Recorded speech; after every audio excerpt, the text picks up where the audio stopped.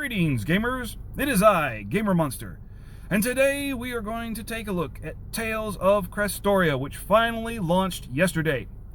In particular, I want to talk about rerolling. Now, I personally got pretty lucky and only had to reroll 3 times before I got some characters I was satisfied with. But what about you guys? Are you still trying to figure out who it is that you need to be picking for your select summon and who you should be looking for with your regular ticket summons and your gym summons? There's a lot of YouTube videos out there right now with people telling you who you should be looking for.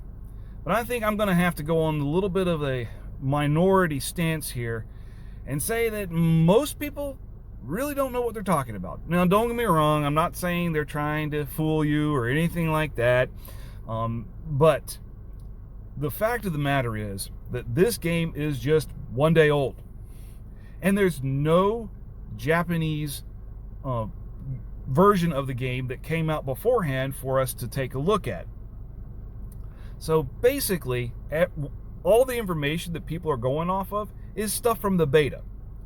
And we already know that that is invalid because the developers got sneaky and added in 6 characters to the selection that you can get with your select summon at the very beginning of the game, which just kind of throws everything off.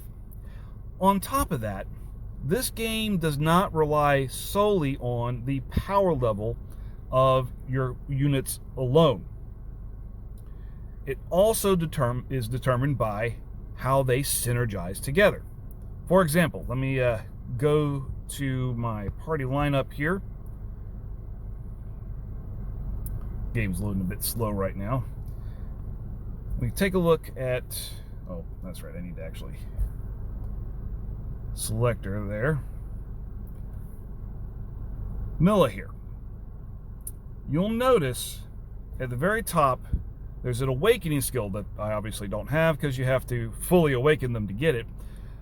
But if I ever do unlock it, she will give plus 20% max hit points to light allies.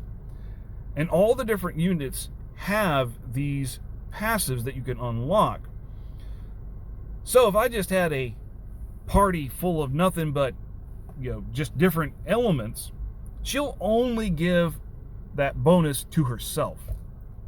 But because I also already have Estelle, which is also another light unit, they'll both get the bonus. And Estelle here,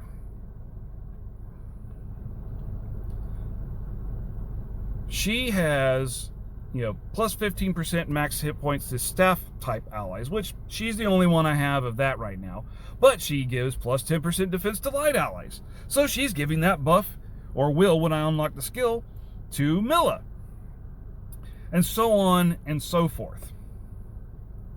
On top of that, when you're setting up your team, let's head back here, you'll see these substones on the side here. When you get multiple stones of a certain element or a certain attack type, those then add bonuses to those characters of those elements and attack types. I don't have a very good substone board right now just because I don't have enough Memoria stones to really fully take advantage of it, but I do have 2 sword stones in there giving all my sword characters bonuses, which, as you can see from my party lineup, I have a bunch of sword characters.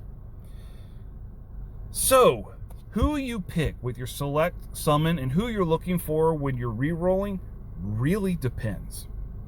It depends on what you're looking for. Are you going to try and build a fire sword team, which from the looks of it is going to be pretty strong at launch? Well, then Luke is going to be a character that you're really going to want to grab, and any of the other fire sword characters as well. Maybe you're wanting to build light units like me, in which case you're going to want to make sure you match all those up, or look for characters like Cress here, who gives a bonus to just anybody. Now, having said that, let's try to take a look at the codex here. There are certain characters that stand out a little bit that you can be looking at, maybe pulling for your select or finding in your other summons. Cress is one of those.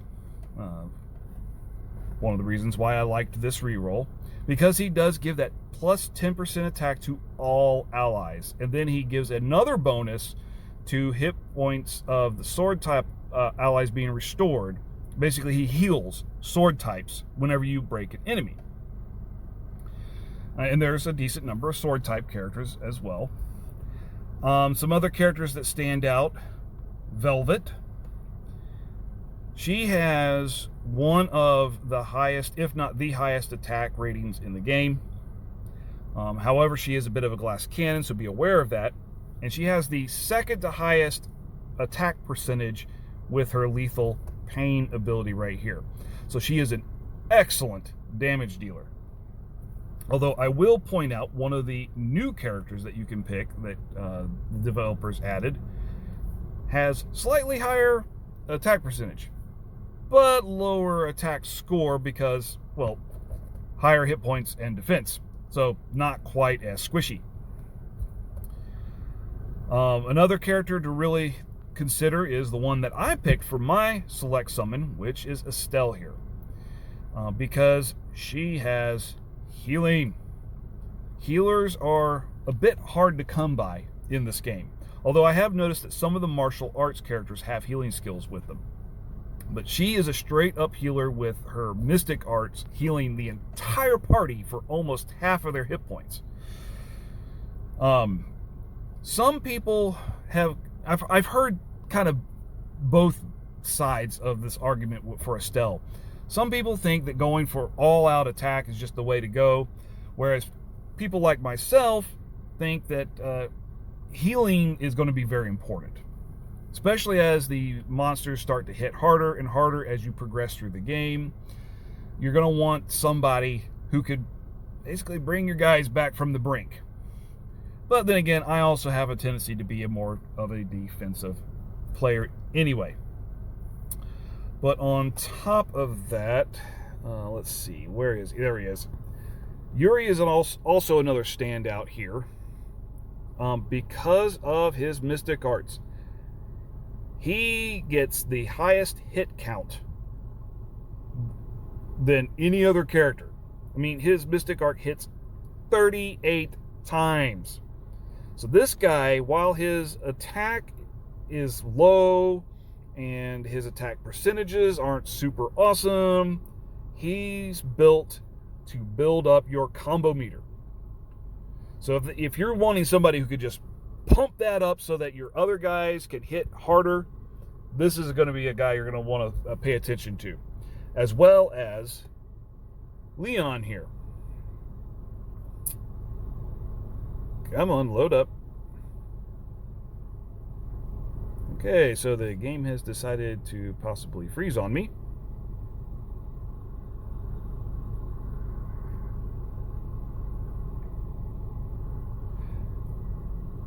All right, so I'm going to have to experiment with my first edit, and we'll see how that goes. Hopefully, I will be back in just a moment.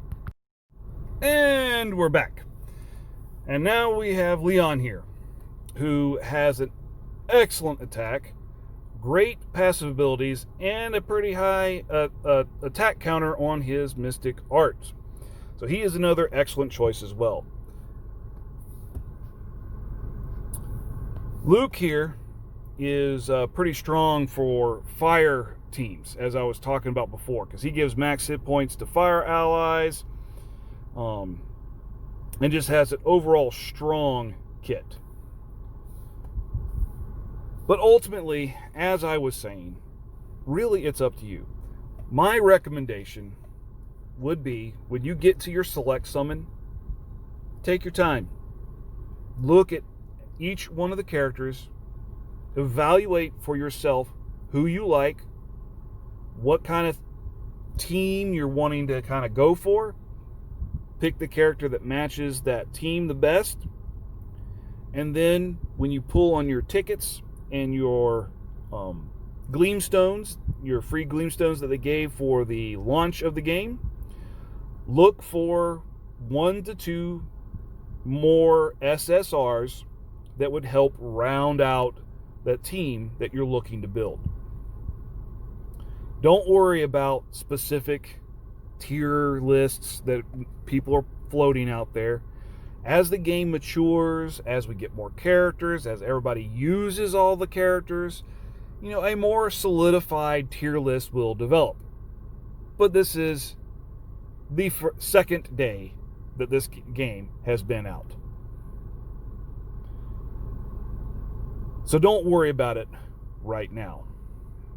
Just have fun and enjoy. And of course, if you can manage to get the characters you're looking for from your rerolls, probably would be best to start saving those Gleamstones. Because all gacha games, they do this. They start out with your basic banner with no raid ups really at all.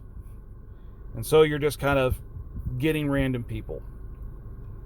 Once you get a good start, make sure you save those Gleamstones for when characters come out that you want. Especially since you also get a couple of SSR tickets from, let's see here. Let's head back to home so I can show that off here.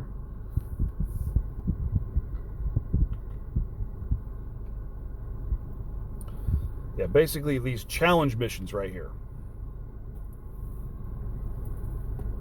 As you do various things, you'll get the rewards for them, and then you get a completion reward for finishing all of the panels.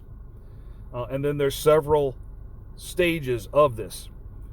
Throughout it all, you'll get some Gleamstones, and as you can see over here, attachment exchange tickets.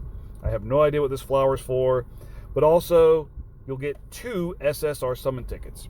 So keep that in mind when you're doing your rerolls. You don't have to get the exact perfect roll, because you'll also get some more characters as you go.